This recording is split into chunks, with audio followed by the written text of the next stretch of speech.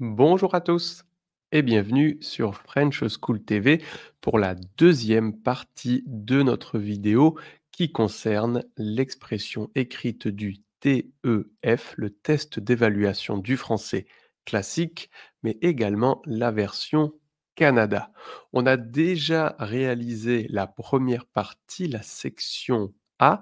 Je vous mets le lien dans la description de cette vidéo. Notre objectif aujourd'hui, ça va donc de traiter la deuxième partie. Rappelez-vous que pour la section A et la section B, vous avez 60 minutes au total. Alors, la section B, notre objectif, c'est d'écrire une lettre formelle argumentée à un journal en réaction à une information.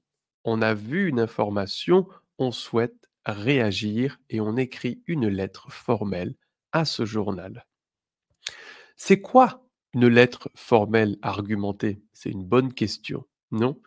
Il s'agit d'une lettre avec un ton et un registre de langue formel. Ça veut dire que on ne doit jamais utiliser tu, super, ce genre d'expression ou de registre amical. Ici, on va toujours rester très poli, éduqué.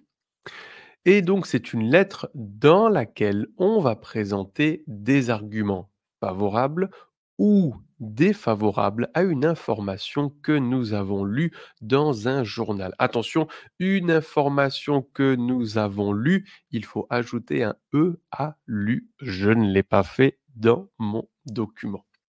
Alors, quelque chose de très important ici. On va vous donner une affirmation, une phrase, et on souhaite que vous présentez votre opinion favorable ou défavorable. C'est vous qui décidez, nous, que vous soyez positif ou négatif, ça ne nous intéresse pas. Ce qui nous intéresse, c'est votre capacité à convaincre la personne qui va vous lire, l'évaluateur, de pourquoi vous êtes positif ou négatif.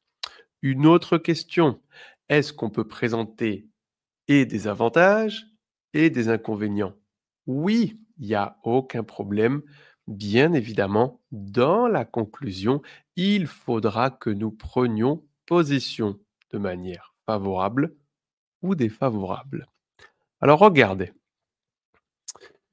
important, que devons-nous maîtriser pour cet exercice? L'objectif ici, c'est d'argumenter. Il faut donc maîtriser absolument les connecteurs du discours avancé, la présentation d'idées, d'explications et d'exemples pertinents à l'aide de ces connecteurs, mais aussi à l'aide de formules pour bien convaincre le lecteur. Bien évidemment, comme ici c'est un texte qui va être plus long, il nous faut une mise en page et une ponctuation qui facilite la lecture. Et bien évidemment, les temps et les modes verbaux devront être variés, comme les constructions de phrases, bien évidemment. Voici une consigne basique, on peut dire. Vous avez lu dans un journal l'affirmation suivante. L'accès à la culture doit être gratuit. On vous dit, écrivez une lettre au journal pour dire ce que vous en pensez. 200 mots minimum. On a déjà vu ça dans la première vidéo. Pour vous faire une idée, 200 mots, ça fait 20 lignes. Une dizaine de mots par ligne. Mais en général, l'ordinateur avec lequel vous allez faire l'examen compte les mots pour vous. On vous donne une indication très claire. Développez au moins 3 arguments pour défendre votre point de vue. Au moins 3. Ça veut dire que vous pouvez en avoir 4 ou 5, mais on ne peut pas en avoir 2. Ça, c'est pas possible. La structure de notre lettre, quelles vont être les différentes parties, les choses obligatoires à inclure dans notre production écrite? Regardez. Une formule de politesse pour commencer, madame ou monsieur. Une introduction en un seul paragraphe avec la phrase d'accroche, hein, le rappel du sujet, pourquoi on écrit et, si vous le souhaitez, une courte présentation de la lettre. C'est pas forcément une obligation, c'est une bonne chose pour faciliter la compréhension. Ensuite, argument 1, 2, 3 au minimum avec la présentation de l'argument, le développement, les explications et bien sûr un exemple le plus concret, pertinent et personnel, ce sera le mieux.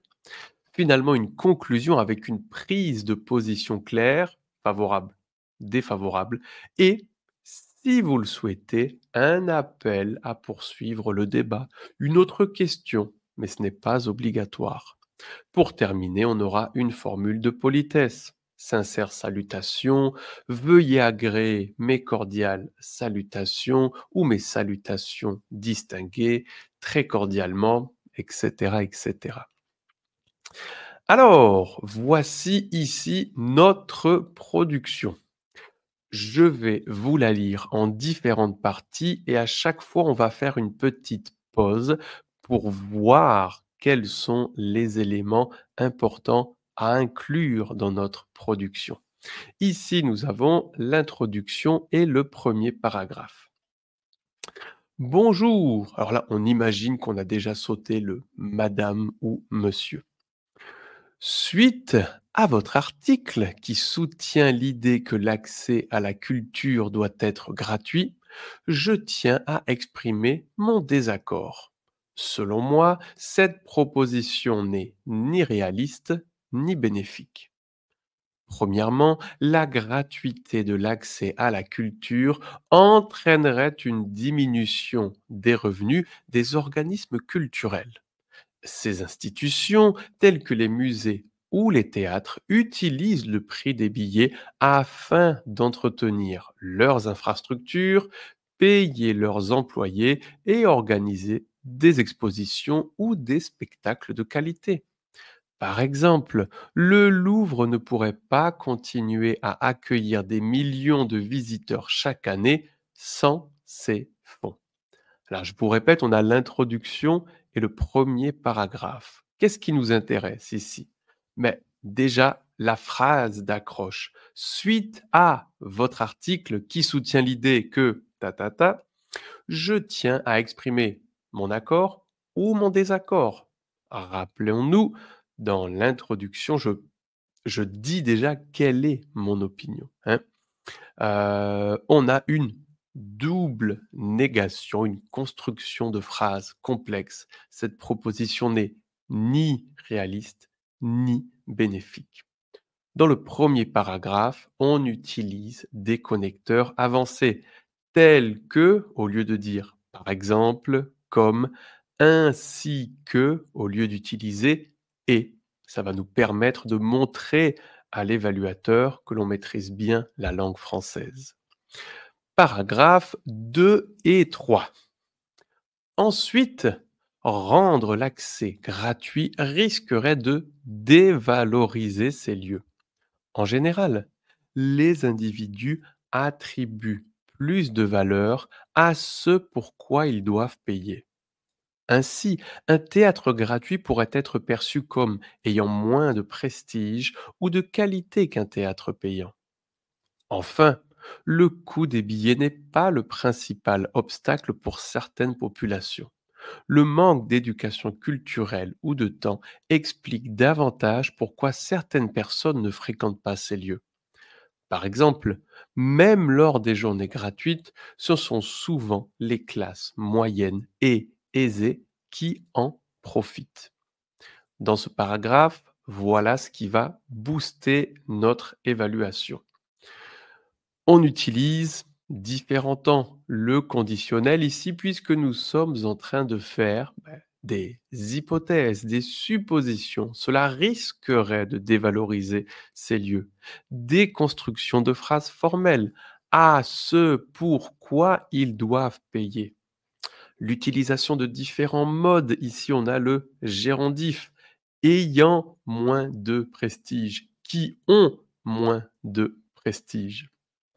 et bien évidemment des mots ou des connecteurs qui vont nous permettre d'augmenter l'impact de ce que l'on dit, même lors de journées gratuites, pour essayer de focaliser l'attention du lecteur sur cette information.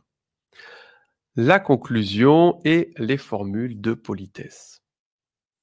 En conclusion, il est préférable de maintenir un accès payant, tout en proposant des réductions ciblées pour les étudiants ou les familles modestes. Cette solution permettrait de soutenir la culture tout en la rendant accessible à tous. Sincères salutations, Nicolas B.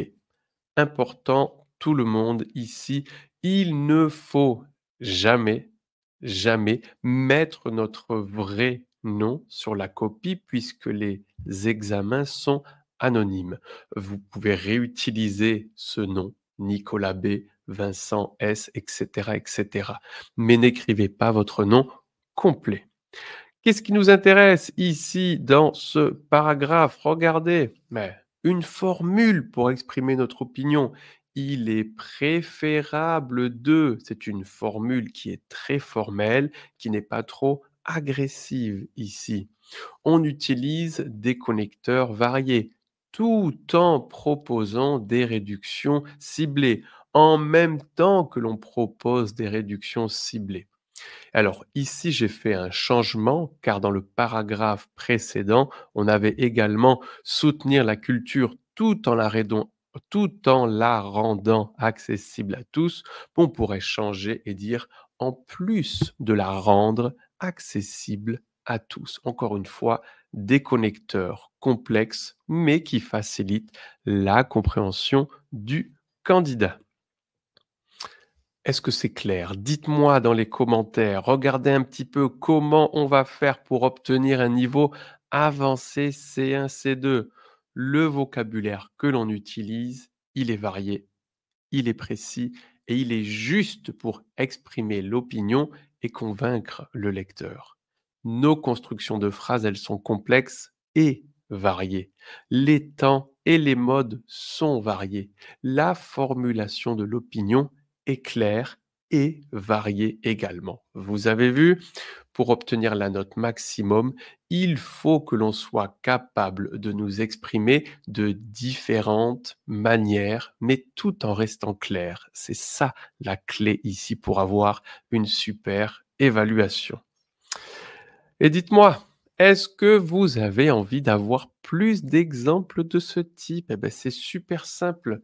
Si vous devenez membre de French School TV pour 3 euros ou 6 euros par mois, vous pourrez télécharger des consignes actualisées pour le TEF et TEF Canada et des exemples de production pour vous aider à améliorer vos compétences en français. Mais ce n'est pas tout.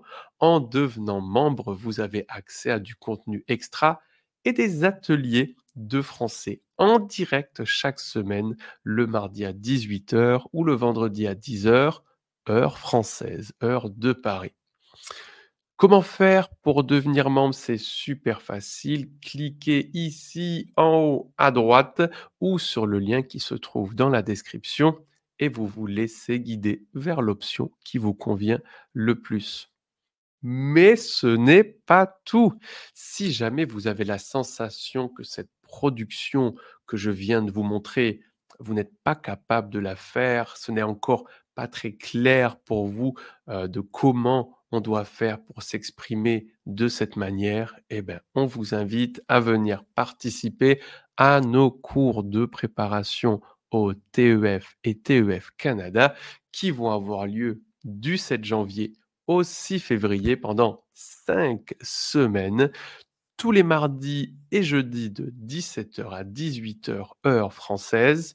Bien sûr, comme on a vu dans la leçon précédente, les leçons seront également enregistrées et vous pouvez les revoir pendant une année ou si vous n'avez pas pu être présent au moment du cours, tout simplement. Ça fait un total de 10 sessions de 60 minutes en direct sur Zoom. Vous pouvez participer depuis n'importe quel pays avec n'importe quel appareil. tablette, téléphone, ordinateur. Tout ça pour seulement 90 € avec tout le matériel inclus. Mais en plus de ça, vous avez aussi un groupe privé sur Telegram pour échanger et partager entre les classes et bien sûr un professeur expert en examen officiel. Si vous êtes également intéressé par le TCF et TCF Canada, on a également des cours qui sont disponibles. Pour cela, c'est très simple, il suffit de cliquer sur le lien qui se trouve dans la description et on vous envoie toutes les informations pour pouvoir réserver votre place. Voilà. Est-ce que vous avez des questions? Est-ce que c'est clair? Est-ce que vous voulez en savoir plus? Écrivez-nous dans les commentaires, on vous lit et on répondra à toutes vos questions. Moi, avant de partir, je vous laisse ici plus de vidéos sur le TEF et vous pouvez vous abonner juste ici et mettre un j'aime. Ça fait super plaisir. Feu d'artifice, c'est génial. Salut tout le monde.